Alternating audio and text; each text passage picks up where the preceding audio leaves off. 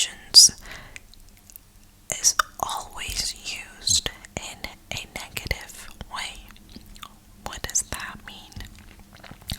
Ahad is used negatively in the sense that it's always used in a sentence to imply the absence of something, the absence of someone's presence. For example, if you wanted to say that one person is not there, then you can use the word ahad as the one to define that one person that's not there. But it will always be used to describe the absence of someone. You can never use ahad to describe somebody's presence.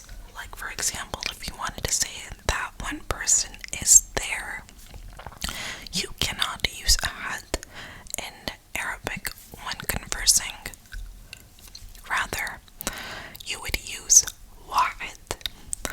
Wahid is a count, like wahid, اثنين ثلاثة أربعة, 1, 2, 3, 4, whatever, right? So,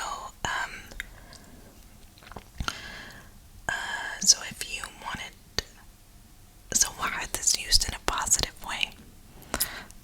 I hope that I'm able to articulate that properly. So there are two things to take away from here. One, that ahad is only ever used in a negative way to describe someone that is not there, in simple terms. And wahid, if you wanted to use, it's used positively to describe when someone is there.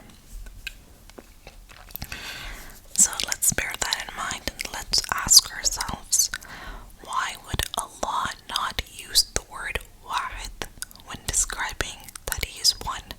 Because ahad and wahid both mean one. Well, that's because sometimes you can use wahid to actually describe more than one person. I know that sounds weird, but I'll give you an example. If you said, for example, ليس واحد موجود في المسجد, which means there's not one in the masjid. Literally translate to there is not one in the masjid. You're actually saying that there is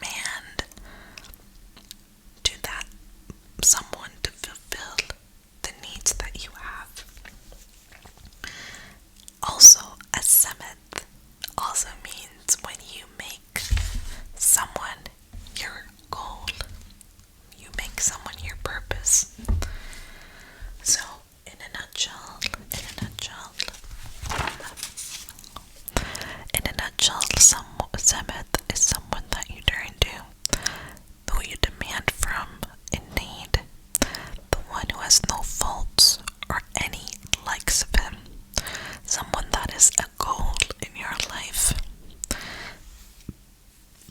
And if you wanted to kind of club all of these definitions into one, it just means something that is absolute. So, we have say Allah is the one, the sustainer, the one, the sustainer, and needed by all, Allah. So if you look, As-Samad is actually explaining Ahad, because first Allah said that I am Ahad, I am one, there's nothing like me.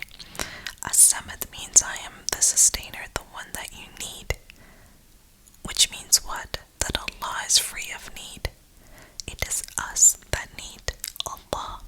It is us who rely on Allah because He's the absolute. There's nothing like Him. So they're kind of clubbed together because you would have to be Ahad, you would have to be the one for every single entity and creature in the world to reach out to you, the one, when you're in need. Because that entity that you're reaching out to is completely free of need,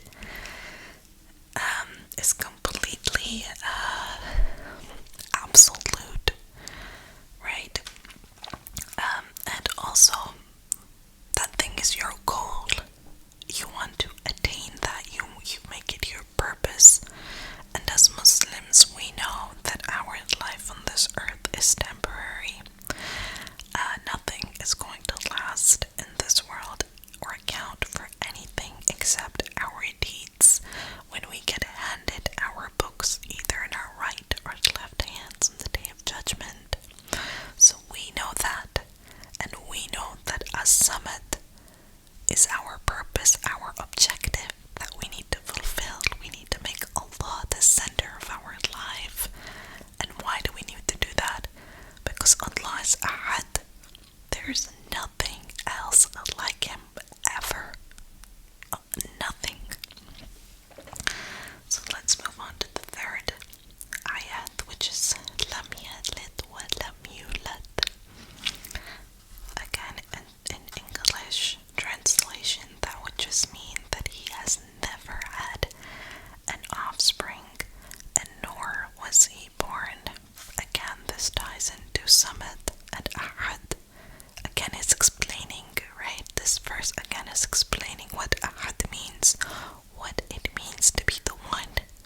It means that you're never, this entity, the one, will never have a child of its own, nor will he come into life like that of a human being. You know, as humans, we celebrate, we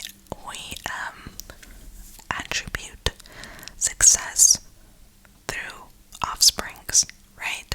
Like if humanity stopped reproducing, we would all die out. There would be none of us left.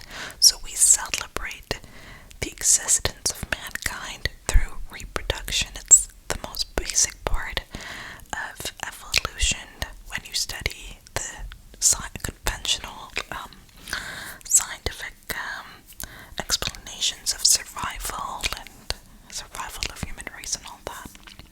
But for Allah, it's not required. Allah doesn't need anyone or anything. He is free of need. There's another important point to think about. Why does Allah say, nor was he born? Why is this part in the past tense? Couldn't he have said that in the present tense? Well,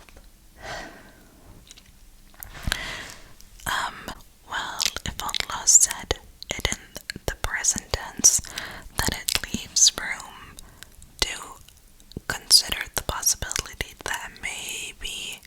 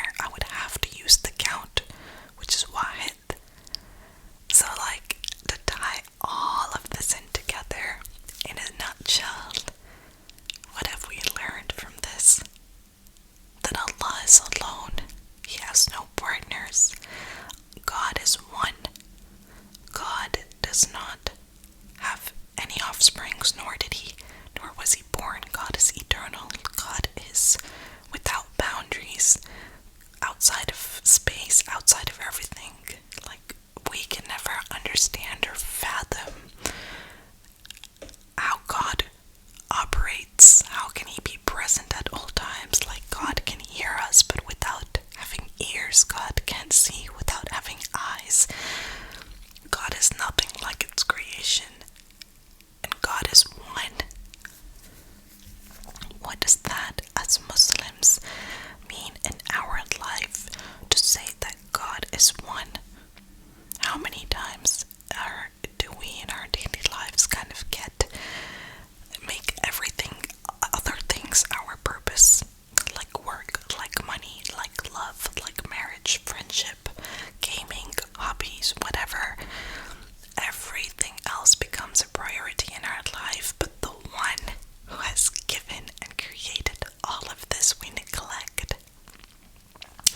What is the psychological, emotional, spiritual, mental impact of knowing that there is only the one, incomparable, the absolute, the truth? How does this impact our life as Muslims? Now, that's something that you would need to answer by yourself, what it means for you. But yeah, that's a little short explanation of this surah. It's actually so much deeper, and I'm incredibly sorry if I haven't done a good job in sort of narrating that, articulating that. To be honest, I was really hesitant to even do this because it's really deep and I can't explain. It's so much easier just having it in my head. But I know that you guys enjoy these kind of videos, so I said, okay, I might as well share something